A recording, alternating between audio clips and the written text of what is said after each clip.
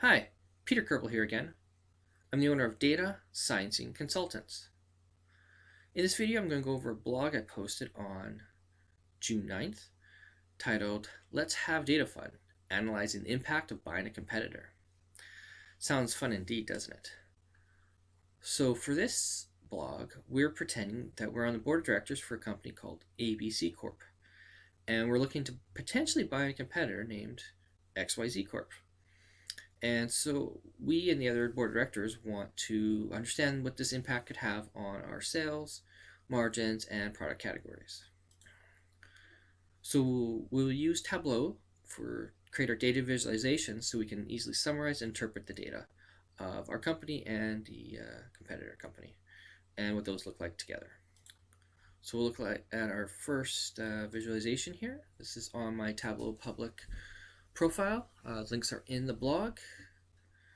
And for this one, we wanted to look at the top 5 product categories is what was suggested. But I created a filter here that we could slide around so we can add more categories if we wanted for the products or less, depending what we want to focus on. Some of these other categories might not be relevant with the acquisition, or the competitor might not even carry some of these extra categories because there's up to 10 categories here. So we might not need, these might not be relevant for the acquisition. So this just gives people options depending on what they're looking at, because they didn't specify exactly why they just need the top 5.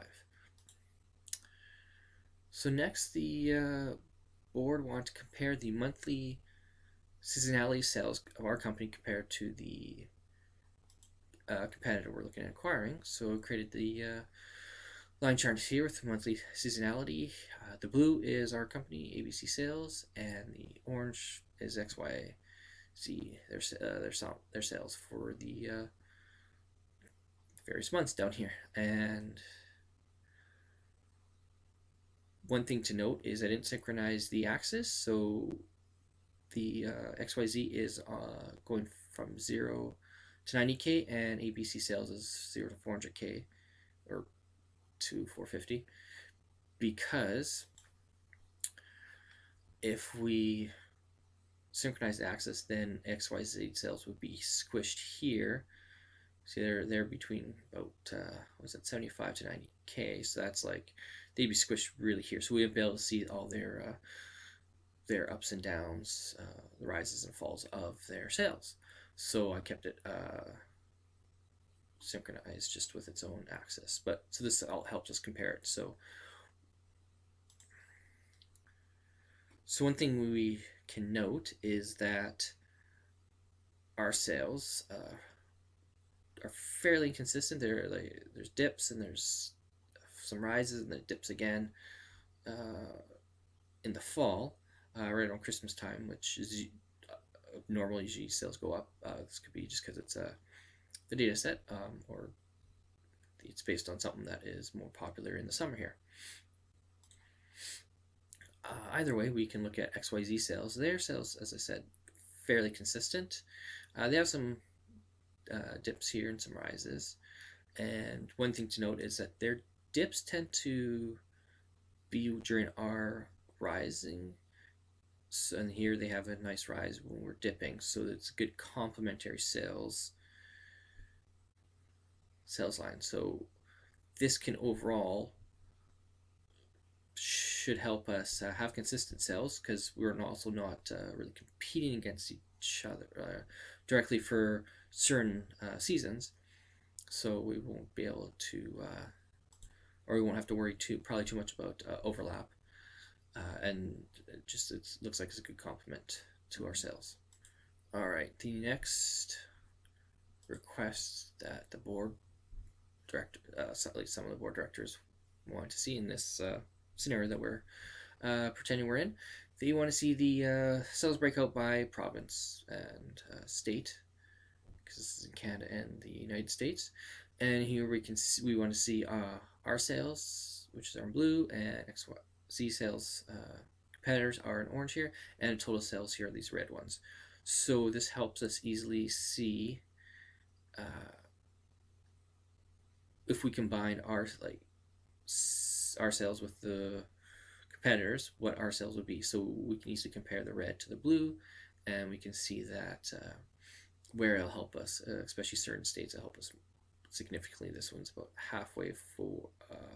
The orange one here is about half the size of the blue one, so our sales will be about 33% more. And you can tell here in some states the competitor doesn't have any sales, so that's why obviously our sales and total sales will be the same. And here you can scroll down, you can look at all the different states and provinces, and you can see which ones will have huge impact, like here in Nova Scotia. And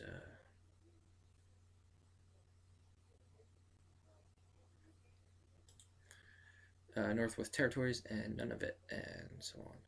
So this is something, depending on what board directors are really concerned about this aspect of the acquisition, can really dive into, or have this open, and they can reference it if they're looking at a couple other slides or information. They can just quickly check and see, make that comparison if they want. All right, so now some board members are curious what the percent of total profit by region is. So we created just this map here, and we calculated here the percent of total profits. So the darker shade of blue, the more sales, and this is the percent of total. So Manitoba has the most sales. Coincidentally, that's where I am, so change some of the regions around a bit to include all of Canada here from the data set, and so that's why there's some of these states are missing, because it looks weird not having anything in North Dakota here and sales all around. But anyways, this lets board members who are interested in this regionality, from like a overview perspective of these percent total profit, easy check. So once the acquisition makes, if it's the same sales numbers, these should be about the same. So Manitoba has the most, and then surrounding areas here in territories and provinces in Canada are close behind, and then we can see certain states down here in the south don't have obviously as much, because they have the lighter shade of blue. So that, yeah, again, if someone has this open, they can easily reference this, or if they want to click on certain regions, they can highlight. If they just want to focus on these, depending again what everyone's looking at, maybe you have directors, their managers overseeing certain regions, and that's what they just want to focus on, certain areas of the map. So that's an easy visualization we can create here in Tableau. All right, so this one is a bit more complex from the other ones, because most of these other visualizations are just basic features in Tableau. So a bit of extra programming or calculations, but I can go into deeper, more interactive dashboards in Tableau for another blog at some point. If that's what you want, you can leave a comment and suggest what you'd like to see. So anyways, for this last slide here, worksheet, members of the board want to analyze the historic moving average of profit for the combined companies. So as we can see here with the legend, the blue here is the moving average, and the orange is the total profit. So although the total profit bounces around a little bit, remember this is the combined, so it's not as bad as which we saw in the previous slide, and our moving average is fairly consistent. So that, if that's something people are concerned about, the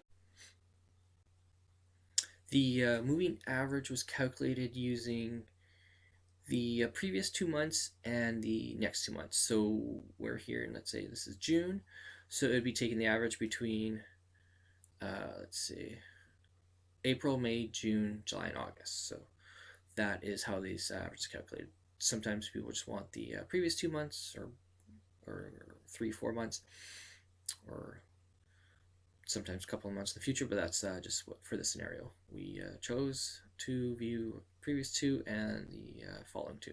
So that's how we got this average. And it looks fairly smooth. This is by month, so this is fairly consistent, so it helps us understand what kind of cash flow we can expect, and hopefully not too disruptive in certain seasons when we potentially buy a competitor. And yeah, here's total profits. See, the total profits go up and down a bit, but it's good to know that the averages should be consistent. Yeah. So as you can see, with even some fairly basic Tableau visualizations worksheets here, it helps everyone understand the data and easily reference it later on if they want. And these are just basic worksheets. As I mentioned, you can get into a lot more functionality with Tableau, more complex worksheets, and also dashboards, which combines worksheets, and then you can filter. So you click on, let's say, the map, and then that will filter other worksheets you've added to the dashboard. Different functionality, which I can show off in future blogs. But for this blog, all these worksheets, I will be making another video of how I created them, so I'll basically redo them all from scratch. But for this one, I just wanted to go over the explanations of the blog I posted on June 9th. So thanks for watching, and let me know if there's any other type of scenarios you'd like me to create visualizations for, or other type of business problems you might have that you think data, or you don't think data could help, or maybe I can see if there's other sample data sets similar to your problem and see what we can find. And yeah, so please like, share, subscribe, whatever it is on the social media platform you're viewing this on. So if you know anyone who does need help creating digital data visualizations, either for reports, presentations, or just day-to-day dashboard type of work, and they're not into it, they can call me at 204-770-6437 or email me at peter.koebel@datasciencing.com, where we're using data to solve business problems.